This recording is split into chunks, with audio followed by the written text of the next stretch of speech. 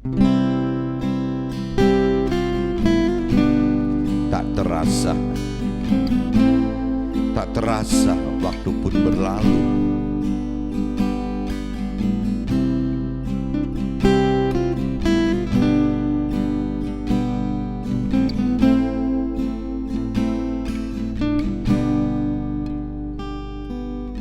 Detik demi detik telah aku lalui, menit pun berlalu dengan cepatnya.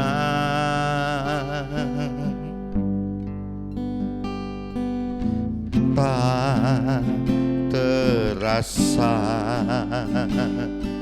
waktu pun berlalu. Aku masih di sini, berada di tempat ini, dan terdiam sepi, sesal tiada arti. Tuhan berikanlah aku hidayah-Mu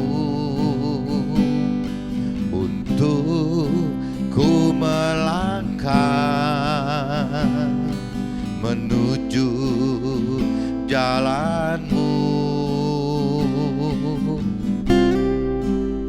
Detik, detik demi detik telah aku lalui, menit pun berlalu dengan cepatnya.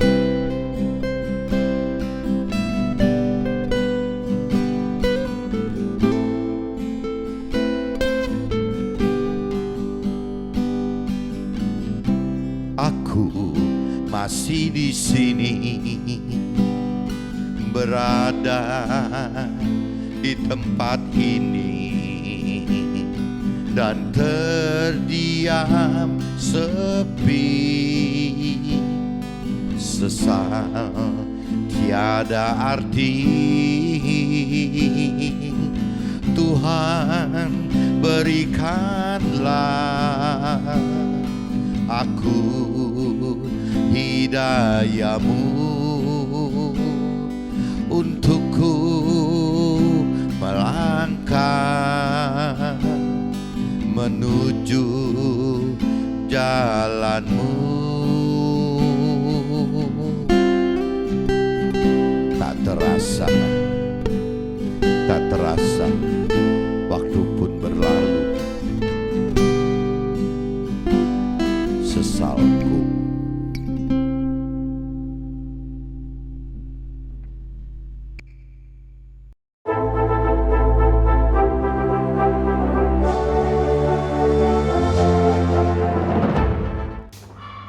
Jumpa kembali di MTT Journey Inspiration of Life. Pagi ini coba saya mau sharingkan teman-teman dengan temanya gitu.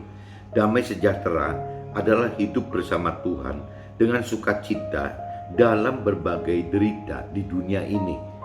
Itu jadi apa ya? Jadi parameternya yang tertinggi gitu teman. Apabila kita benar-benar ada di dalam jalannya firman Tuhan dan hidup bersama Roh Tuhan gitu.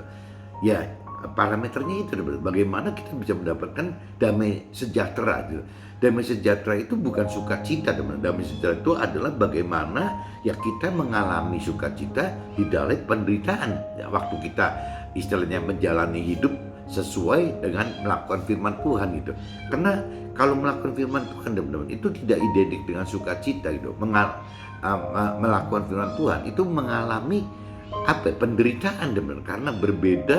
Kita harus menyangkal diri kita harus menyangkal diri dalam arti kata kita jadi mematikan diri kita, merendahkan diri kita gitu. Jadi seperti itu teman, dalam hal bertentangan yang dengan duniawi inginkan gitu. Itu yang kita hadapin, derita seperti itu teman. Tapi yang aneh gitu, apabila kita benar-benar sudah mengenal, mengerti akan firman Tuhan, apabila kita sudah benar-benar percaya dan mengasihi Tuhan gitu, ya kita akan melakukan teman apa yang diperintahkan diperintah peraturan oleh firman Tuhan itu. Nah, meskipun bagi orang duniawi hal ini adalah irasional gitu, hal ini mustahil gitu. Nah, cuman kalau memang kita ada di dalam Tuhan, kalau kita benar-benar sudah mengasihi Tuhan, taat Tuhan, ya tetap kita akan jalankan perintah peraturan firman Tuhan ya dengan kemampuan mengerti oleh Roh Tuhan dan juga mampu melakukan oleh Roh Tuhan. Nah, ini yang disebut bahwa level kita ini sudah benar-benar di tingkat yang sudah sudah terpilih gitu oleh Tuhan, yaitu dengan parameter mengalami damai sejahtera, dalam arti kata mengalami sukacita gitu, meskipun ya dalam kehidupan keseharian kita yang mengalami penderitaan karena penyangkalan diri kita tadi tersebut gitu ya, atau ya hidup dengan bertentangan dengan apa yang diinginkan duniawi teman. Nah, ini sebelum saya bicara lebih dalam soal ke draftnya gitu, coba kita baca dulu teman-teman dari kitab Roma yang pasal 8 ayat 9 sampai 11, dan nanti kita ulang lagi dari kitab Roma pasal 8 ayat 1 sampai 17. Berarti satu perikop teman-teman. Judulnya itu hidup oleh roh teman-teman. Kalau kita baca total Roma pasal 8 ayat sampai 17 itu judulnya hidup oleh roh. Nah, tapi saya penggal dulu teman-teman, baca dari kitab Roma pasal 8 ayat 9 sampai 11 teman-teman. Bunyinya teman-teman, tetapi kamu tidak hidup dalam daging gitu. Jadi firman-Nya katakan begitu. Tetapi kalau kita universalkan teman-teman, tetapi kita tidak hidup dalam daging, melainkan dalam roh. Jika memang roh Allah diam di dalam kita, tetapi jika orang tidak memiliki roh Tuhan, ia bukan milik Tuhan gitu. Tetapi jika Tuhan ada di dalam kita, maka tubuh memang mati karena dosa, tetapi roh adalah kehidupan oleh karena kebenaran gitu. Dan jika roh Tuhan yang telah membangkitkan si Nabi Isa itu dibangkitkan oleh roh Tuhan gitu dari antara orang mati, diam di dalam kita, maka Yesus ya, berarti kita Tuhan gitu yang telah membangkitkan Kristus Yesus dari antara orang mati akan menghidupkan juga tubuh kita yang fana ini oleh rohnya yang diam di dalam kita gitu. Nah, ini kalau saya universalkan di ayat 11-nya teman-teman. Dan jika rohnya Tuhan ya yang telah membangkitkan Yesus gitu. Jadi jika roh Tuhan yang telah membangkitkan Yesus dari antara orang mati diam di dalam kita, maka roh Tuhan yang telah membangkitkan Yesus dari antara orang mati tersebut akan menghidupkan juga tubuh kita yang fana ini oleh roh Tuhan Allah gitu yang diam di dalam kita.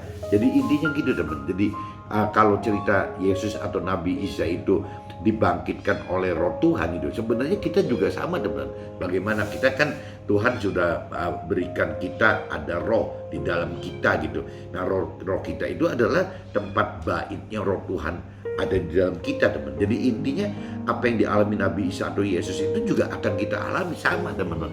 Jadi roh Tuhan itu akan hinggap juga di kita gitu, bukan cuma di Nabi Isa atau di Yesus itu gitu.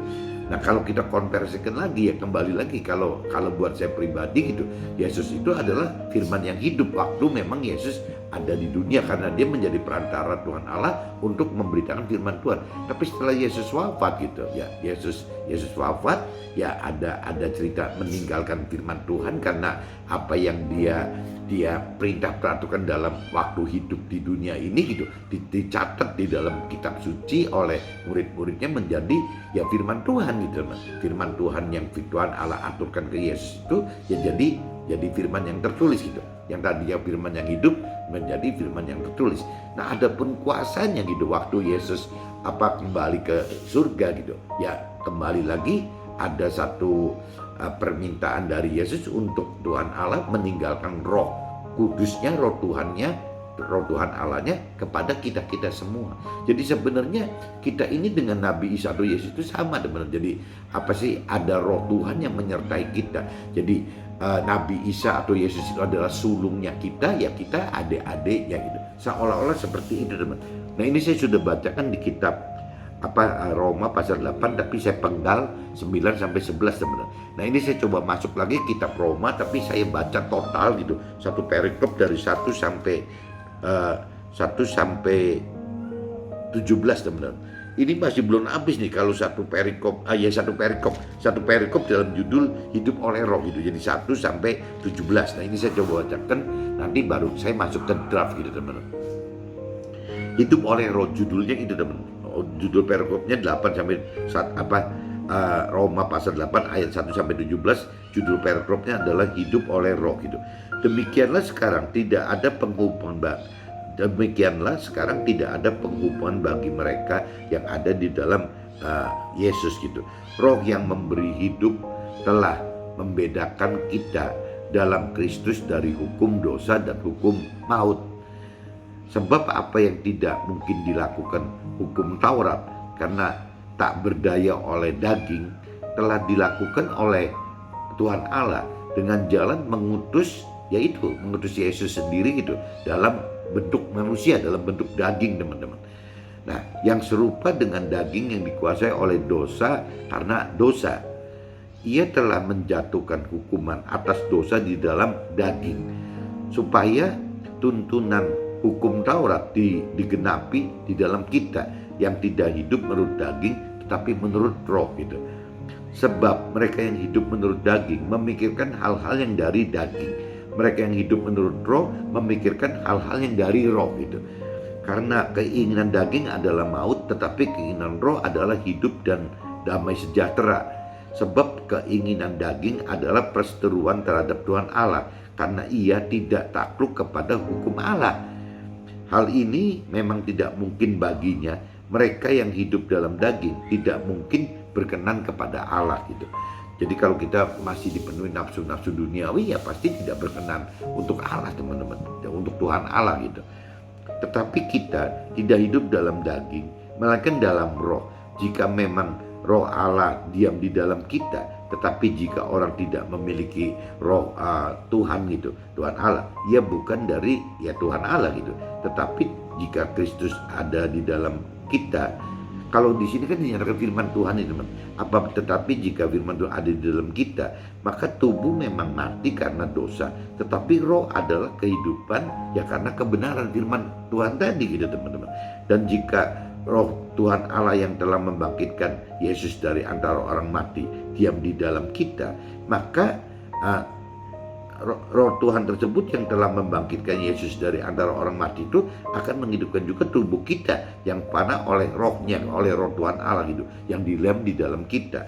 Jadi saudara-saudara, kita adalah orang berhutang, tetapi bukan kepada daging, supaya hidup menurut daging. Jadi seolah kita ini seolah berhutang teman, berhutang.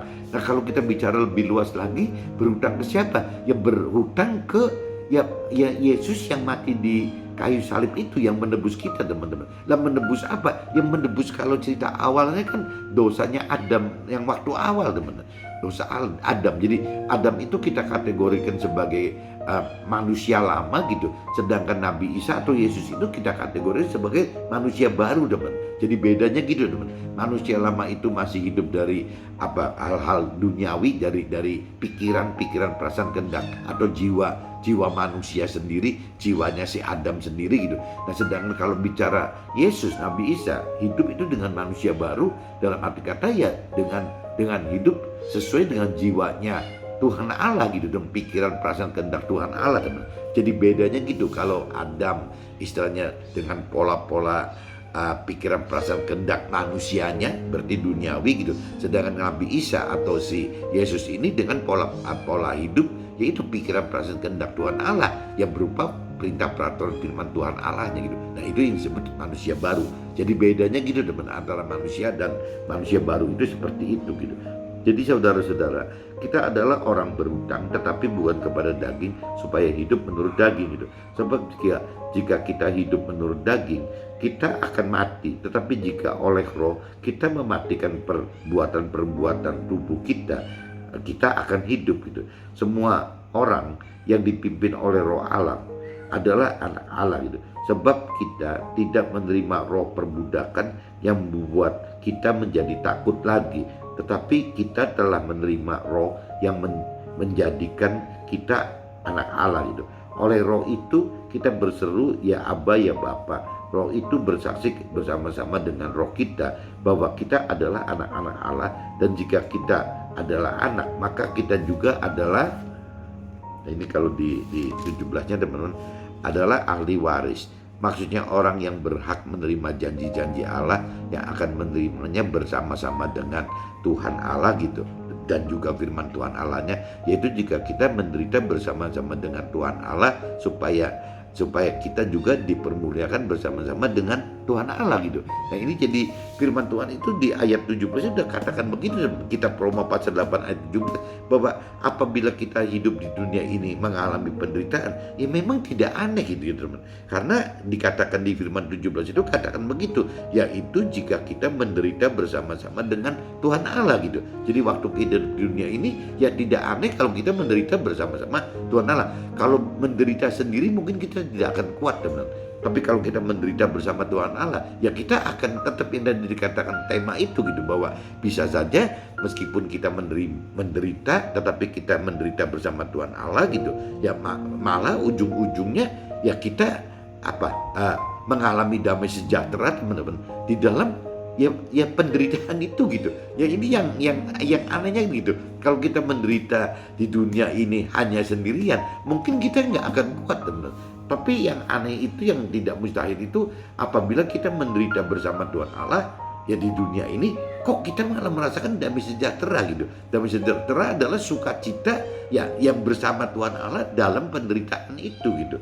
Nah untuk apa ya? Karena kita ujungnya akan dipermuliakan teman-teman, dipermuliakan bersama-sama dengan Tuhan Allah gitu. Nah ini saya sudah bacakan teman-teman di kitab Roma ya, dari mulai ayat 1 sampai 17 sudah saya bacakan semua. Nah ini coba saya masuk ke dalam draft teman-teman. Draft ini mudah-mudahan bisa lebih memperjelas maksudnya apa gitu. Jadi cerita awal sebelum Yesus teman-teman, kalau cerita di Nasrani teman-teman, yang namanya Nabi Adam itu ya disebutnya istilahnya jadi Tuhan Allah mengutus Nabi Adam itu adalah manusia pertama teman-teman, untuk bisa bagaimana memberikan kebenaran kepada kita manusianya gitu. Nah sedangkan Yesus kan kedua gitu. Jadi kalau kadang-kadang ada orang Nasrani katakan Yesus itu ya adalah Adam kedua gitu. Adam yang satu ya Adam yang gagal itu gitu loh. Nah Adam melanggar perintah Tuhan oleh karena memakan buah terlarang adalah perlambang ketidaksempurnaan manusia lama jika hidup tanpa hidupkan firman Tuhan dan roh Tuhan, serta melakukan firman agar mengalami jadi manusia baru, bukan hidup dengan karakter Adam itu. Nah ini teman-teman coba simak ya. Adam ini kan waktu itu kan tidak ada firman Tuhan seperti zaman kita sekarang teman-teman. Kalau bicara Yesus itu sebagai Adam kedua, diutus oleh Tuhan Allah itu sebagai firman gitu, karena Yesus itu memberitakan firman-firman Tuhan yang dari Tuhan Allah teman-teman, menyampaikan memberitakan kepada kita tentang firman perintah dan peraturan Tuhan Allah gitu. Tapi waktu zamannya Adam ini tidak ada teman-teman. Jadi Tuhan Allah belum memberikan perintah peraturan kepada Adam mesti ini, tapi bentuknya itu cuman ya sekedar apa? Jadi masih terpisah teman. Jadi antara Adam yang berdiri sendiri dengan si Tuhan Allah gitu. Kalau bicara Nabi Isa atau Yesus atau kita, bahkan kita teman, kan Tuhan Allah sudah menempatkan roh Tuhan Allah di dalam kita teman. Roh Tuhan Allah itu sudah menempatkan roh Tuhan Allah di dalam Nabi Isa atau Yesus gitu. Tapi roh Tuhan Allah belum ditempatkan di dalam Adam gitu. Jadi Adam otomatis ya akan dengan pola pikir, kalau cerita sekarang ada cerita manusia itu ada 2 unsur dengan 3 unsur gitu. Jadi zamannya Adam itu teman-teman masih lebih dominan ya urusan tubuhnya Adam dan jiwanya Adam gitu. Tapi kalau waktu zamannya Nabi Isa atau Yesus kan sudah ada 3, ada 3 unsur gitu. Ada tubuh gitu, ada tubuh Yesus, Nabi Isa sebagai manusia gitu. Ada yang namanya jiwa gitu, jiwa, pikiran, perasaan, kehendaknya Yesus, Nabi Isa sebagai manusia juga. Tapi juga ada roh gitu, ada roh Tuhan di dalam rohnya si Yesus tersebut gitu. Kalau di Adam rasanya belum ada poin ini ya teman-teman. Makanya jadi kalau di kita beda dengan Adam teman. Kalau di kita ini lebih condong seperti Nabi Isa atau Yesus gitu. Jadi terdiri dari 3, ada tubuh kita, ada jiwa kita, dan ada roh kita. Nah roh kita itu teman-teman bisa dihidupkan apabila kita sudah mengerti bahwa di dalam roh kita itu adalah sebenarnya tempatnya roh Tuhan yang sudah ditempatkan di dalam kita gitu. Nah ini ya sama aja. Kalau kita sudah menghidupkan roh Tuhan, tidak beda teman-teman kita dengan Nabi Isa atau Yesus tersebut gitu. Jadi kita bisa memiliki 3 unsur tubuh, jiwa, roh.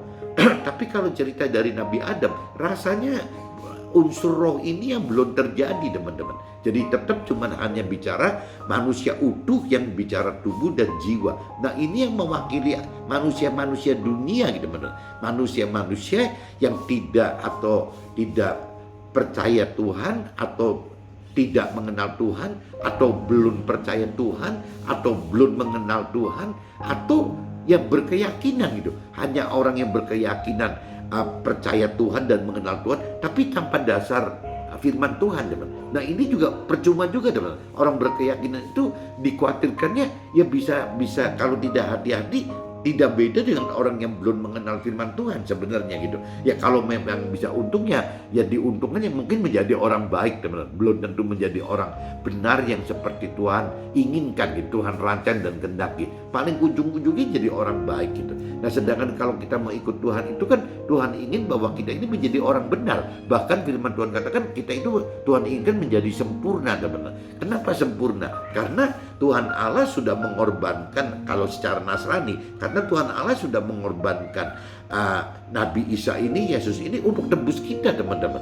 Nah berarti kita berhutang kepada Tuhan Allah atas tebusan itu gitu. Jadi apa sih hutangnya? Hutangnya itu adalah Tuhan Allah pengen kita menjadi orang yang benar, orang yang sempurna, agar tidak cuma sekedar masuk ke dalam surga, tapi Tuhan pengen menjadi jadi kayak pembesar di surga teman. Jadi timnya Tuhan di surga gitu, bagaimana ngelola warga-warga surga tersebut. Nah ini yang Tuhan Allah anggap bahwa saya sudah tebus kok. Kalau secara Nasrani loh, saya sudah tebus dengan Nabi Isa atau Yesus ini dikorban di kayu salib, ya untuk menebus kita teman-teman. Nah untuk bisa keluar dari Adam gitu. Jadi si Nabi Adam yang pertama ini. Kalau Nabi Adam itu kan gagal teman, sebagai manusia lama itu gagal karena Adam itu dengan pola gitu. Dia itu hidup itu dengan pola pikiran, perasaan, kehendaknya Adam sendiri teman-teman. Jadi akhirnya ya secara tubuhnya jadi tidak bisa seperti yang Tuhan Allah harapkan itu. Jadi makanya Adam ya disebutnya ya gagal gitu, gagal untuk seperti yang ingin Tuhan rancang kehendaki. Nah Adam kedua, Tuhan Allah mengutus Yesus, Nabi Isa ini. Ya cuman kalau saya lihat di sini si Nabi Isa dan Nabi Isa atau Yesus ini diperlengkapi dengan senjata yang lebih teman. Waktu Adam kan tidak diperlengkapi dengan senjata yang lebih, yaitu bagaimana waktu Nabi Isa atau Yesus ini diutus gitu untuk bisa menyelamatkan dunia, menyelamatkan kita semua gitu, yaitu dengan ada disertai rohnya si Tuhan Allah ini gitu. Roh Tuhan Allah ini yang masuk ke dalam Nabi Isa atau Yesus tersebut, sehingga Yesus atau Nabi Isa ini menjadi 3 unsur teman-teman. Ada tubuh, ada jiwa, ada roh gitu. Nah waktu sampai ke titik titik yang Tuhan Allah sudah tentukan untuk Nabi Isa Yesus itu, akhirnya itu jadi Nabi Isa atau Yesus ini dikorbankan untuk nebus kita gitu ya, dengan cara begitu ya, wafat di kayu salib dalam arti kata berarti dosa-dosa lama gitu, dosa-dosa Adam gitu, dosa-dosa yang sudah kita pernah kita perbuat itu dihapus semua teman-teman. Waktu kita menerima Tuhan Allah gitu, setelah kita dibaptis ya dosa itu tertebus semua, karena kembali lagi ya pengorbanan yang dilakukan oleh Nabi Isa atau Yesus tersebut gitu. Jadi wafat ya di kayu salib untuk nebus kita, untuk menebus dosa-dosa lama zamannya Adam gitu, maupun dosa-dosa kita sebelum kita terima Tuhan Allah, teman. Itu ditebus semua. Nah, kita berarti sudah menjadi manusia baru, teman. Yaitu dengan simbolnya begitu, dibaptis gitu. Kalau orang Nasrani bilang dibaptis gitu. Dibaptis itu formalitas formality ya. Prosesinya berarti diselam, teman-teman, diselam atau dipercikan, intinya ada unsur air. Nah, air itu menyimpulkan diselam. Nah, waktu diselam itu berarti manusia lama kita mati, teman-teman. Manusia yang cerita masih dengan dengan statusnya Adam gitu. Adam pertama itu udah mati, dan waktu sudah keluar dari air itu seolah bangkit. Nah, bangkit itu ya bedanya gitu, teman. Bangkit dengan roh Tuhan gitu. Ya, jadi bukan cuman tubuh dan jiwa saja, tapi waktu keluar dari air kita sudah ada roh Tuhan yang menyertai kita, teman-teman. Nah, ini bedanya gitu, teman-teman. Jadi kita ini berbeda dengan Nabi Adam, teman-teman. Kita ini lebih pas gitu ya dengan Nabi Isa gitu. Sama dengan Yesus gitu, karena yang tadi dikatakan Nabi Adam hanya tubuh dan jiwa saja gitu. Yang namanya ya Nabi Isa, Yesus itu sudah bicara dengan tubuh, jiwa, dan roh gitu. Roh Tuhan itu sudah ada di dalam kita. Kenapa harus ada roh Tuhan di dalam kita? Karena kalau tanpa roh Tuhan nanti kita gagal seperti Nabi Adam tadi, teman-teman. Karena tidak ada unsur roh ya di dalam Nabi Adam itu. Jadi tidak ada kekuatan kuasa gitu. Tidak ada firman yang bisa dihidupkan, dan kalaupun ada firman dihidupkan tidak mampu melakukan. Nah, ini teman-teman coba pikirkan, teman. Ya, kalau teman-teman belum atau belum mengenal Tuhan, atau kalau tidak mengenal atau belum mengenal Tuhan, kan wajar, teman-teman. Berarti kan di dalam kita manusianya itu kan masih seperti Adam gitu, Adam pertama, manusia lama gitu, karena tidak ada unsur roh dihidupkan. Nah, yang sayang, teman-teman, apabila kita sudah dibaptis gitu, kita sudah percaya Tuhan gitu, ya, tapi tidak menghidupkan unsur roh Tuhan gitu. Lah, apa nggak konyol, teman-teman gitu? Ini yang saya mau pagi ini bahas, teman. Ya, gimana sih caranya gitu? Kita sudah percaya gitu, kita sudah merasa mengenal Tuhan, kita sudah dibaptis gitu. Nah, saya nggak ngerti kalau mungkin cerita di agama lain gitu, apakah ada baptis atau enggak, saya nggak ngerti. Itu kan sebenarnya cuma simbolis bahwa hati kita sudah percaya Tuhan dan terima Tuhan, sebenarnya gitu, teman-teman. Kalau di agama Muslim atau agama di luar ya Nasrani juga sudah bisa percaya dan terima Tuhan, sebenarnya kan sama saja, teman-teman. Yang namanya baptis itu kan cuma simbolis aja. Yang paling penting kan hati kitanya gitu. Hati kitanya sudah percaya dan bisa menerima Tuhan tidak. Intinya itu, teman-teman. Nah, kalau hati kita percaya dan sudah terima Tuhan, ya sebenarnya kita sudah mempunyai privilege gitu, sudah mempunyai satu kelebihan bahwa kita ini diberi oleh Tuhan Allah rohnya gitu. Nah, tapi kembali lagi, orang-orang yang sudah benar-benar terima Tuhan gitu, percaya Tuhan dan mengenal firman Tuhan Allah, pertanyaannya, sudah terima roh Tuhan tidak gitu. Nah, kalau kita bicara kita sudah terima roh Tuhan, berarti kan kita harus menghidupkan roh Tuhan, teman-teman. Nah, kalau kita menghidupkan roh Tuhan, ya berarti ya kembali lagi, kalau kita menghidupkan roh Tuhan berarti kita tidak menjadi Adam yang pertama lagi, tapi kita sudah menjadi bukan Nabi Adam, tapi menjadi Nabi Isa, menjadi Yesus tadi gitu. Nah, menjadi Yesus itu beda dengan menjadi Adam gitu. Kalau menjadi Yesus itu adalah bagaimana kalau kita memang percaya dan mengasihi Tuhan Allah gitu. Ya, si Nabi Isa atau Yesus ini kan perlambang yang tadi saya katakan, benar. Waktu Nabi Isa hidup di dunia gitu, diutus oleh Tuhan Allah hidup di dunia, saya katakan itu adalah firman yang hidup. Kenapa firman yang hidup? Karena firman Tuhan Allah disampaikan secara hidup oleh si Nabi Isa atau Yesus tersebut gitu. Tapi waktu si Nabi Isa atau Yesus ini sudah wafat di kayu salib, nah ini kan jadi apa yang disampaikan secara lisan oleh si Nabi Isa atau Yesus ini kan dicatatin semua oleh murid-muridnya, teman-teman, menjadi firman Tuhan gitu.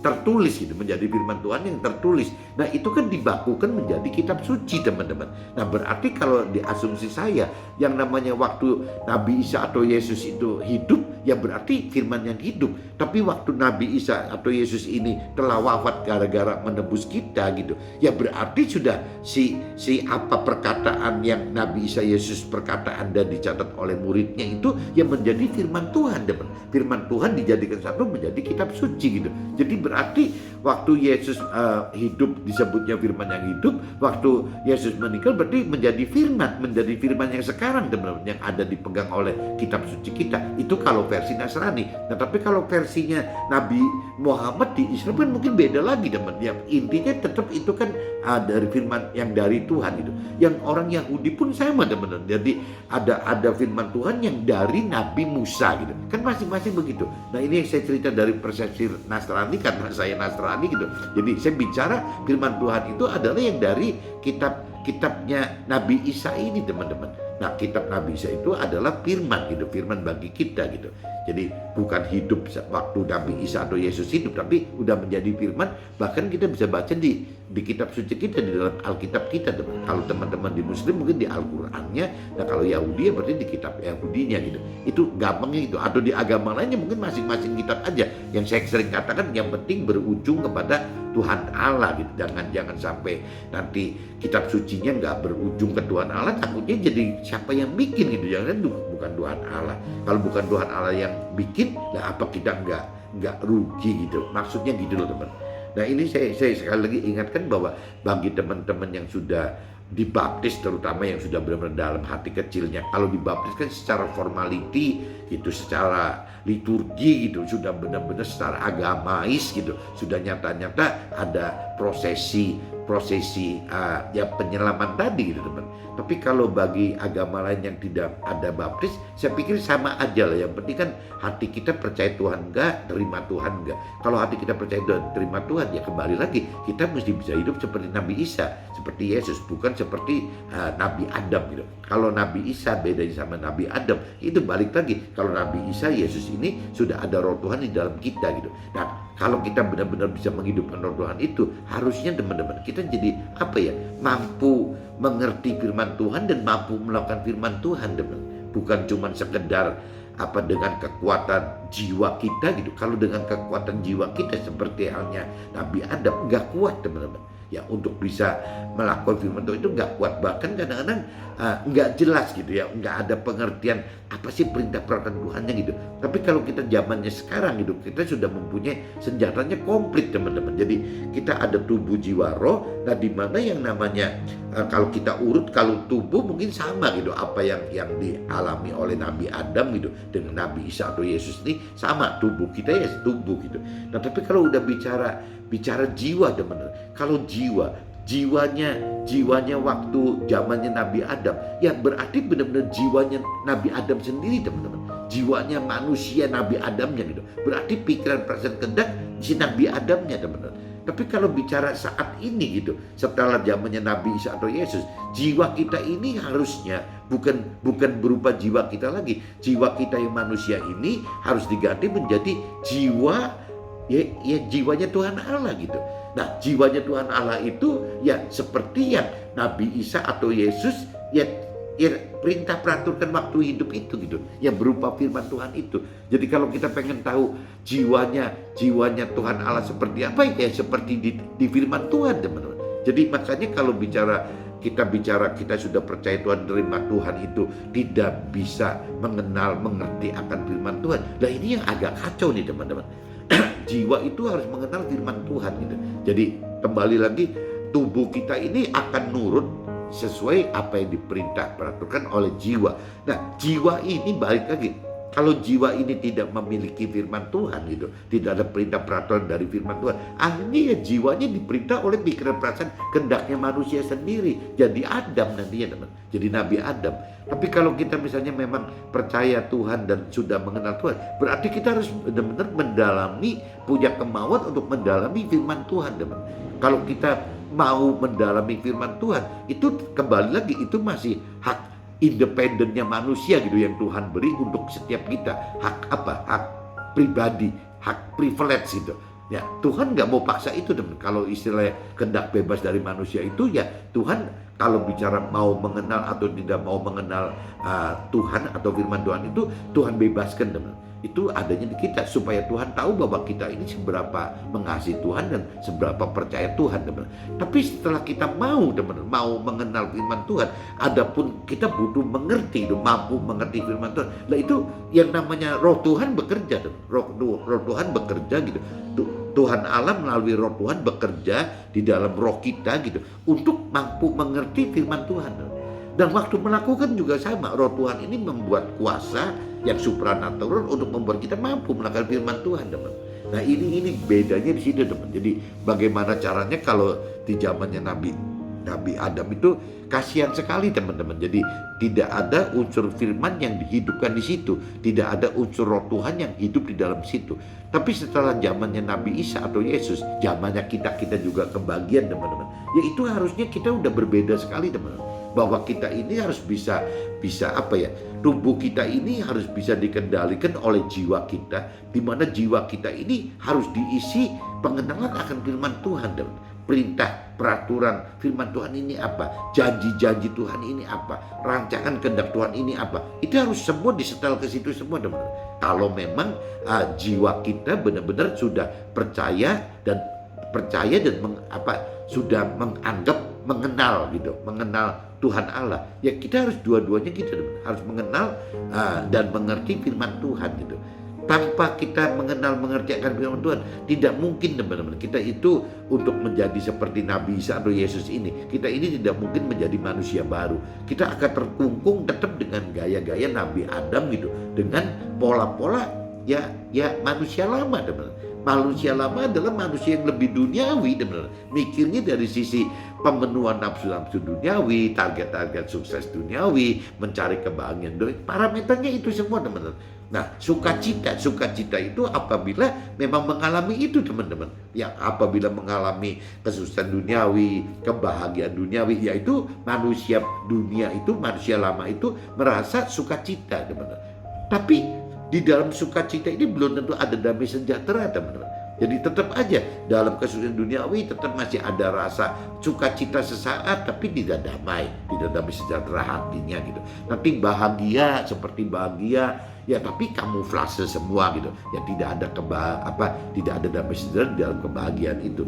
Jadi kembali lagi beda dengan orang-orang yang manusia baru. Kalau manusia baru itu bukan mencari pemenuhan nafsu-nafsu duniawi, yang misalnya tidak mencari hal-hal sukses duniawi, tidak hanya mencari hal-hal kebahagiaan duniawi yang sifatnya mungkin cuman bicara fokus bagaimana mengumpulkan harta gitu, bagaimana mengumpulkan mencari tahta gitu, bagaimana memenuhi nafsu-nafsu keinginan daging kita berubah misalnya materi-materi yang harus diadakan. Nah, kalau kita terus terjebak di dalam posisi itu, teman-teman, ya ujungnya firman Tuhan katakan tidak mendapatkan bahagia, teman-teman. Jadi tetap kita itu mesti ujungnya mencari ya damai sejahtera. Nah, damai sejahtera itu yang tadi saya cantum di dalam tema kita gitu. Damai sejahtera adalah hidup bersama Tuhan dengan sukacita dalam berbagai-bagai ya penderitaan di dunia ini, teman. Jadi aneh memang kalau tanpa ada Tuhan Allah, tanpa bisa menghidupkan Roh Tuhan di dalam kita, rasanya memang susah, teman-teman, untuk bicara bagaimana bisa dapatkan damai sejahtera gitu. Karena damai sejahtera itu ya itu kembali lagi, teman-teman, jadi beda dengan sukacita, di mana damai sejahtera itu ya kita mengalami walaupun kita menyangkal diri, teman-teman. Menyangkal diri kan kalau bicara secara rohani kan menyangkal diri itu berarti kan kita tidak menganggap harga kita berharga, kita tidak menganggap bahwa kita ini punya hak untuk ini itu gitu. Namanya menyangkal diri kan yang firman Tuhan katakan seperti itu, teman-teman. Ya, kita tidak merasa hidup di dunia ini, tapi kita ini seolah orang-orang yang sudah dengan pola-pola rohani, bukan pola-pola jasmani gitu. Nah, itu kan menyangkal diri. Kita harus melepaskan itu semua, kita harus meninggalkan itu semua, teman-teman. Nah, ini bukan hal mudah gitu. Jadi kembali lagi untuk mengenal mengerti apa-apa aja yang harus untuk bisa menyangkal diri aja ya harus mengenal firman Tuhan. Kalau kita tidak mengenal perintah peraturan firman Tuhan atau kita tidak mengenal janji-janji Tuhan, kita tidak bisa menyangkal diri, teman. Bagaimana menyangkal diri? Kita nggak bisa bedakan mana yang disangkal dan mana yang tidak disangkal gitu. Jadi unsur mau mengenal firman itu dominan sekali, teman-teman. Itu yang tadi dikatakan hak bebas yang Tuhan berikan bagi kita. Kita mau nggak gitu mengenal firman Tuhan? Nah, setelah kita mengenal firman Tuhan, teman-teman, kita pelajarin siang malam gitu firmannya. Nah, kadang-kadang kita nggak mengerti juga, teman-teman. Kadang-kadang untuk bisa mengerti firman Tuhan itu tidak bisa cuma dengan jiwa kita, dengan pikiran perasaan kita gitu, nggak bisa. Jadi kita harus mau masuk ke dalam jiwanya Tuhan gitu. Ya, bagaimana kita membaca firman itu dari pikiran, perasaan, dan kehendak Tuhan. Nah, jiwa Tuhan itu, teman-teman, satu-satunya itu ya harus bisa mampu gitu untuk mengerti dari jiwa Tuhan. Tidak ada cara lain, teman-teman. Harus bisa menghidupkan roh Tuhan di dalam kita gitu. Tanpa menghidupkan roh Tuhan di dalam kita, ya kita hanya mengenal saja. Tapi dikhawatirkan mengenal versi kita gitu. Nah, kita kan harus masuk ke dalam bukan pengenalan yang versi kita, tapi pengenalan yang versi dari pikiran perasaan kehendak Tuhan itu. Nah, itu roh Tuhan itu dominan, teman-teman. Ya. Nah, ini cerita orang yang sudah mau mengenal firman Tuhan loh, teman-teman. Nah, tapi balik lagi, kalau yang orang berkeyakinan boro-boro mau membaca firman Tuhan, belum membaca firman Tuhan aja juga sudah mengaku atau sudah percaya diri bahwa sudah mengenal Tuhan gitu. Padahal membaca juga belum, teman. Atau kalaupun membaca cuma satu katam, satu periode pembacaan dari satu kitab suci aja belum gitu. Sudah mengaku mengenal Tuhan. Nah, yang benar itu kan yang tadi saya katakan, sudah berulang-ulang membaca katam gitu ya, katam membaca firman Tuhan udah beberapa bolak-balik, beberapa kata, beberapa periode. Itu aja maksud saya belum tentu mengerti, teman-teman. Nah, itu saja kalau sudah berkali-kali kata, berkali-kali mengulang baca firman Tuhan di dalam kitab suci kita, itu saja tidak mengerti gitu. Nah, apalagi kalau misalnya membaca sekali aja tidak habis, apalagi kalau tidak pernah membaca, teman-teman. Nah, terus artinya mengenal Tuhan itu dari mana gitu? Ya pasti kembali lagi mengenalnya dari pikiran perasaan kehendak sendiri. Nah, kalau pikiran perasaan kehendak sendiri ya berarti kembali lagi bukan menjadi manusia baru, menjadi manusia lama. Nah, manusia lama nanti gagal seperti Nabi Adam gitu. Itu kan jadi bolak-baliknya gitu, teman. Jadi saya ingatkan teman-teman harus mau mengenal firman Tuhan dengan benar-benar mempelajari, membaca gitu firman Tuhan berulang-ulang kali katam.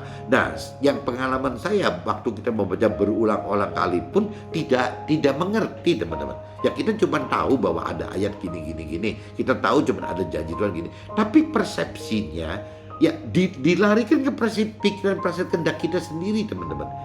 Nanti jadi Nabi Adam tuh gitu. Ya nggak ada salahnya kok makan buah terlarang juga. Nanti tuh jadi lebih mengenal mana yang benar dan mana yang salah gitu. Tuh jadi begitu gitu. Dianggapnya kan seperti itu gitu. Nah, kita tuh sama, teman. Jadi kalau kita sudah benar-benar percaya Tuhan, kita mau benar-benar taat kepada Tuhan, ya kita harus mau membaca firman Tuhan, harus mengenal firman Tuhan. Tapi setelah kita beberapa kali membaca, beberapa kali katam gitu membaca, beberapa kali periode kita membaca, nah di situ kita akan sadar, ya maksud Tuhan apa ya? Maksud Tuhan di firman ini apa? Nah, ini yang disebut berarti bukan cuma cukup hanya mengenal, tapi juga harus mengerti, teman-teman. Nah, waktu mengerti, ya satu-satunya jalan itu harus berdoa, minta kepada Tuhan, diberi roh Tuhan untuk dapat mengerti, teman-teman. Arti dari si firman tersebut, arti dari perintah peraturan firman tersebut gitu. Nah, ini yang harus kita bawa dalam doa agar roh Tuhan ini bisa hidup gitu. Sehingga yang paling ideal sih sebenarnya sebelum kita membaca firman Tuhan gitu di dalam kitab suci kita, ya alangkah baiknya kita berdoa dulu sama Tuhan. Kita minta roh pengertian dari Tuhan untuk bisa membuat kita mengerti gitu saat kita membaca firman Tuhan. Itu harusnya lakukan itu, teman-teman, sehingga roh Tuhan itu bisa benar-benar lebih nyata gitu, hidup, bahwa dia akan memberikan pengertian kepada kita. Nah, itu berarti kan tugasnya teman-teman kan jangan cuma sekedar ngucap bahwa saya percaya Tuhan tapi tidak mengenal firman Tuhan. Saya mengenal firman Tuhan tapi nggak pernah baca gitu. Ya cuma dengar-dengar aja. Itu namanya bukan mengenal, itu cuma tahu gitu bahwa di dalam Tuhan itu ada firman Tuhan, tahu ada di dalam kitab suci, ada dalam Alkitab atau Al-Quran atau apa, tahu gitu. Tapi kan nggak pernah dibaca, nggak pernah di belajar mengenal gitu. Nah setelah mengenal ini maksudnya harus dipelajari mengertinya teman. Harus mengerti gitu, harus mengerti firman Tuhan. Nah, yang tadi saya katakan ya untuk mengerti itu alangkah baiknya sebelum kita membaca kita doa minta Tuhan untuk bisa memberikan roh Tuhan agar kita bisa mengerti maksudnya firman Tuhan ini apa dari pikiran perasaan kehendak Tuhan. Nah setelah mengerti teman-teman, mengerti karena kita dibantu oleh roh Tuhan gitu, melakukannya teman-teman itu lebih susah lagi gitu. Kenapa? Karena apa yang dilakukan, apa yang diperintah peraturan oleh firman itu benar-benar irasional semua teman. Hampir berbeda semua dengan apa yang dunia inginkan gitu. Beda semua. Bagaimana caranya gitu? Ya kalau kita bisa melakukan firman Tuhan tanpa pengertian firman Tuhan aja kita udah ragu teman. Dan kalau kita sudah tidak ragu gitu, kita udah mengerti bahwa perintah Tuhan itu orang dunia misalnya membaca ayat ini ya larinya misalnya ke A, sedangkan pengertian dari firman pengertian dari Tuhan gitu ya melalui roh Tuhan gitu menghendaki itu B. Nah kita kan berarti udah bicara yang satu duniawi berarti ayat itu perintah Tuhan itu larinya ke A, tapi yang dari pengertian Tuhan itu larinya ke B teman. Dan di sini udah terjadi teman-teman. Waktu cerita melakukan yang B, nah B ini mustahil bagi duniawi teman-teman. Nah, sedangkan orang duniawi kan lebih banyak gitu. Berarti kan orang duniawi pengen ingin melakukan firman Tuhan seperti A gitu kan. Kitanya disuruh B gitu. Nah, waktu kita bicara B dengan A, ini udah ribut nih teman-teman. Udah ribut sendiri, ribut di dalam diri kita sendiri saja sudah ribut, pribadi kita aja sudah ribut, timbul kesangsian, tidak percaya, ini kok begini, begitu kok aneh gitu, kok firman Tuhan dari pribadi kita seperti itu teman. Nah, waktu pribadi kita misalnya dibantu roh Tuhan yakin nih untuk bisa tetap berani melakukan, lah ada unsur yang di pinggir pribadi kita teman-teman. Ya ada keluarga besar kita, ada mungkin masyarakat kita. Yang pertama masyarakat kita akan menganggap kita tuh aneh gitu loh. Kok udah mestinya aku larinya ke B gitu. Udah masyarakat nggak diributin, kita hindari. Keluarga besar kita kan nganggap aneh juga teman-teman. Oke, kita masih mikir lagi keluarga besar kita, timbul lagi keluarga kecil kita kan. Kalau keluarga besar maksud saya levelnya ayah dan paman-paman kita lah gitu, jadi sepupu kita gitu, ponakan-ponakan kita, itu akan ributin teman-teman. Ya, kenapa kita melakukan bukan A gitu, kenapa B gitu. Nah ini selalu ada begini nih, ya karena A itu berarti duniawi, kalau B itu rohani gitu. Nah ini selalu diributkan, jadi masyarakat masih bisa hindari. Keluarga besar kita yang levelnya paman gitu, yang levelnya adik sepupu, kakak sepupu atau ponakan, mungkin masih bisa kita hindari teman-teman. Meskipun makin susah gitu, karena itu kan ada kaitan keluarga, udah masih bisa hindari. Nah belum lagi ketemu keluarga kecil teman-teman. Keluarga kecil kita berarti kakak adik kita teman-teman, kakak adik kita gitu. Jadi ini juga nggak gampang, kakak adik kita, ponakan kita gitu, nggak gampang teman-teman. Ya anggaplah masih bisa dihindari. Lah bisa ketemu sama keluarga kita loh. Keluarga kita itu ada anak-anak kita, ada istri kita, ada mertua kita, ada orang tua kita. Anggaplah kita masih bisa hindari teman-teman. Nah terus bagaimana dengan pasangan kita teman-teman? Pasangan kita mau hindarinya gimana gitu? Ya pasangan kita tiap hari ketemu gitu. Ya sedangkan orang yang sudah mengerti akan firman Tuhan tidak bisa. Pasangan kita supaya nggak ketemu kita cerai aja, kita bubar masing-masing. Nggak bisa gitu. Karena firman Tuhan sudah kunci bahwa nggak boleh kita cerai gitu. Apa yang sudah diperintahkan oleh Tuhan tidak boleh diceraikan oleh manusia. Nah berarti kita kan akan masuk ke dalam jebakan ini teman-teman. Ya kita bisa ribut dengan urusan pasangan kita. Nah ini teman-teman, kalau kita bicara dari sisi rohani gitu, dari sisi justru permasalahan yang timbul dengan pasangan kita itu adalah benar-benar apa ya, level ujian cobaan hidup yang tertinggi teman-teman. Menurut versi firman Tuhan, versi rohani seperti itu gitu. Jadi benar-benar yang namanya apabila kita sudah mengalami proses permasalahan dengan pasangan kita, suami dengan istri, istri dengan suami, itu harusnya kita juga apa ya? Ya mungkin kalau dalam menghadapi realitanya, kalau kita cuma mengandalkan tubuh dan jiwa aja bisa frustasi, teman-teman. Tapi apabila kita bisa masuk ke dalam menghidupkan unsur roh gitu, ya kita akan menjadi Nabi Isa seperti Yesus tadi. Ya waktu mengalami Nabi Isa Yesus itu disalib aja, ya meskipun secara jiwa dan tubuhnya ketakutan gitu, tapi rohnya kan tetap, biarlah kehendak Tuhan yang terjadi. Di kita juga sama, teman-teman. Meskipun kita menghadapi masalah segenting itu dengan pasangan kita, suami dengan istri, istri dengan suami, secara jiwa dan tubuh itu pengennya memberontak bubar, teman-teman. Ya tidak mau disalib gitu. Tapi kembali lagi, apabila kita sudah menghidupkan roh Tuhan di dalam kita berani, teman, menghadapi itu. Biarlah kehendak Tuhan yang terjadi gitu. Nah, ini yang disebut di judul tadi, bahwa waktu kita sudah nyampe di posisi itu, ya itu berarti tingkatnya itu bagaimana caranya damai sejahtera yang benernya nyata-nyata tidak terjadi. Kenapa? Karena hidup karena kita mengalami derita gitu, mengalami penderitaan di dunia ini gitu. Ya bagaimana mengalami damai sejahtera gitu, mengalami sukacita aja nggak bisa kok, karena kita mengalami derita di dunia ini. Tapi begitu kita bersama Tuhan Allah, bersama roh Tuhan, akhirnya kita jadi kuat, teman. Akhirnya kita tetap bisa merasa bahwa meskipun kita mengalami penderitaan di dunia ini, tetap kita kok bisa merasakan rasa damai sejahtera. Ya tetap kita bisa merasa sukacita di dalam penderitaan. Kenapa? Ya kembali lagi karena ada Tuhan Allah melalui roh Tuhan yang di dalam kita itu gitu. Nah, ini gunanya kita menghidupkan roh Tuhan di dalam kita itu seperti itu, teman-teman. Jadi di dalam roh kita ini akan ada roh Tuhan yang memberi kuasa, kekuatan supranatural yang membuat kita tetap bisa ada sukacita dalam penderitaan. Nah, itu yang disebut damai sejahtera, teman-teman. Mudah-mudahan pagi ini yang saya maksud dengan damai sejahtera itu agak berbeda dengan sukacita itu, ya teman-teman bisa maklumi gitu. Jadi damai sejahtera itu gampangnya adalah sukacita di dalam roh gitu. Tapi kalau bicara sukacita, ya sukacita adalah apa? Sukacita dalam jiwa gitu. Jadi kalau damai sejahtera adalah sukacita di dalam roh, bersama Tuhan Allah, bersama dengan roh Tuhan di dalam kita. Oke, teman-teman, mudah-mudahan pagi ini sharing damai sejahtera dan sukacita itu bisa ditangkap dan bisa direnungi lah untuk bisa lebih dimengerti dan lebih dalam. Oke, teman-teman, see you, bye-bye.